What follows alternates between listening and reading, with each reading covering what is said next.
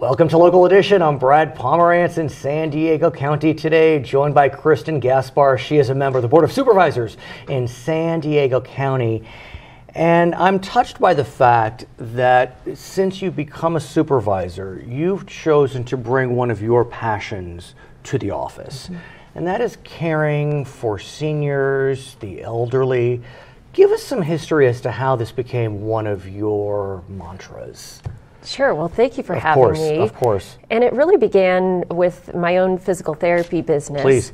And we had a number of seniors coming in for care. They'd graduate from physical therapy, and then what? So many of them felt intimidated by a gym setting, and so I decided to start a senior fitness club. And 3 times a week, we'd have an outdoor walking program, 2 days in the gym. And in conducting this program over a dozen years, I became well connected with the needs of seniors in our community, the issues impacting all seniors in the community. And it really took off from there. Can I tell you, my mother, my very own mother, is facing that exact situation. She has been in physical therapy. She didn't have an injury, but just to kind of, the doctor thought it would help. She's graduated, and now what? Right. She doesn't know what to do. Right. It was such a tremendous success for her, but she has nowhere to go. Well, I the wish she lived in your district. Well, the social component is really what I found to be the most important. It had a very low monthly membership. The social component so important. The way that seniors held each other accountable to keep going and to show up each and every day. And from there was the former president of the Encinitas Rotary Club, and we decided to form a senior home team. Now, this was a really easy thing to do. It was setting up a hotline number and a group of email addresses of members in our Rotary Club. And a senior would call the home team line with a request they couldn't get to. Maybe it was a simple thing like changing a smoke detector. Within 24 hours, in most cases, we have a volunteer out to take care of that issue in our community. Which is so wonderful, because my gut tells me that it's actually the volunteer that gets the good feeling. I mean, of course, the senior is appreciative, but think about what it does for the volunteer to know that they helped. Well, and I'm getting goosebumps. Yeah, you're right. There was a moment in time where I was out scrubbing a linoleum floor in someone's home, and the wife had Alzheimer's, and the husband was clearly in over his head. And I'm scrubbing their floor bawling, because I'm thinking that this husband is doing everything he can to keep his wife in the home where she wants to be. But yet they're in over their head. There's so much need in all of our communities. And I want to tell you, one of my mentors, actually, she's part of the reason I'm here, is Lisa Gibbons. And I want to introduce you to Lisa. And she has become a passionate advocate for those that are facing memory loss. And you've seen that literally with your own eyes. It can be so devastating. But I'm just glad that you're making it one of your platform issues, because look, it's easy to forget, if I can use that cliche, that these people are becoming shells of themselves and they just need the support.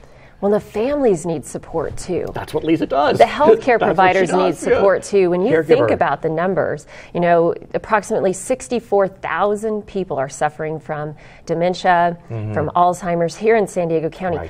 Third leading cause of death here in San Diego County. But the needs are huge for those caregivers too, because for all of those Alzheimer's patients, there are nearly double caretakers that are trying desperately to keep those people in their homes. And what I've learned is often the caregivers neglect themselves. They do. And they may have a health crisis that they may not even realize. And so that's why the work of folks like Lisa and yourself obviously are so critical, because as I've heard, if there's not a healthy caregiver, there's not a healthy cared for. That's right. It's really some tremendous work right now on the 2017 Alzheimer's Project. I'm honored to join Chairwoman Jacob Oh, yes. On the Diane Alzheimer's Jacob, Project. a member of the Board of Supervisors. So next week, really important to tune in to the Board of Supervisors because there's actually a report being launched, and it covers all of the work that's being done in this area. I want to talk more about your Rotary Club. Sure. Because obviously what you developed could be duplicated. And the kind of cool thing is now that you're a supervisor, you cover a lot of San Diego County, not just Encinitas when you were mayor. So are you looking to use your platform to talk to other Rotary clubs or whatever it may be to duplicate that model of the senior house team that can benefit our own? Well, I'm going on a road show. Nice, nice. And I'll be visiting service clubs throughout San Diego and really pitching this concept. And you think about me scrubbing that linoleum floor. I went back to my Rotary Club and I gave them a lecture because I said, you know, there are a dozen people signed up to be part of this Rotary Home Team, but everybody can do something. Everybody has a skill to contribute. It is the no excuse model. So what I'm looking for in a service club is one champion of the cause, because think of the multiplier effect. If we can go in these service clubs and get a dozen volunteers even, think of the manpower that we would have to adapt people's homes. Studies have shown that the ability for a senior to stay in their home has a lot to do with their quality of life and, quite frankly, how long that they live. And so the goal ought to be to keep our loved ones home. And there are a lot of volunteers in San Diego. There are a lot of people that should be volunteering and want to volunteer. And what we also need to remember in San Diego County and really overall throughout the entire state, our population is aging. And a lot of folks want to stay in San Diego. They'll retire in San Diego either because they lived here their whole lives or they're coming to retire to this community because it's so beautiful, especially in your North County areas. I mean, people are going there to live out their lives. And so it's particularly important that we focus on this.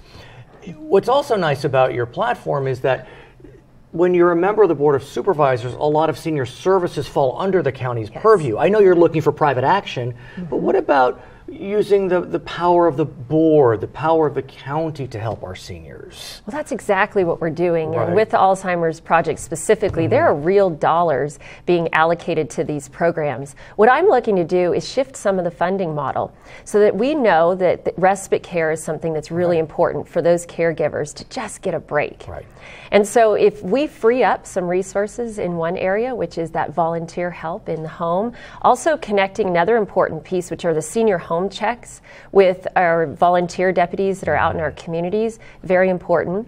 But when we're in someone's home, we can identify additional needs. We can connect them to services. And that's why sometimes it's a shifting of the resources. If we can free up money one place, that means we have it to put somewhere else. So it's about leveraging all of the resources that we have and perhaps guiding them in a different way. We also know that homelessness is increasing generally, and we are seeing increasing numbers of homeless seniors on our streets.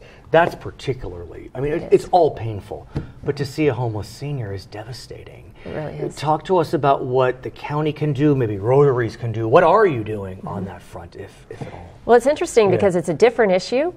But yet I view the path to resolution to be quite similar.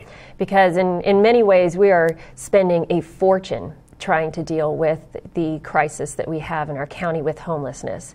And so if we can better channel those resources and maybe rethink the strategy, if we can leverage the many citizens that are interested in helping us with this effort, the business community, the nonprofit, the faith-based community, people are coming out of the woodworks. As soon as I started talking about this issue as being of importance to me, saying, how can I help? So it's about better defining our goals, defining success. What does that look like? It's not something that's going to be resolved in a short time. And so we really lay a great framework over the next couple of years and have a strategy in place. But more importantly, the silo effect needs to end. Individual communities cannot be operating alone. We have to think regionally. Her name is Kristin Gaspar. She is a member of the Board of Supervisors in San Diego County, where we are today. My name is Brad Pomerance. We thank you so much for joining us on Local Edition. That was great. That was hard, actually. I was feeling myself getting kind of...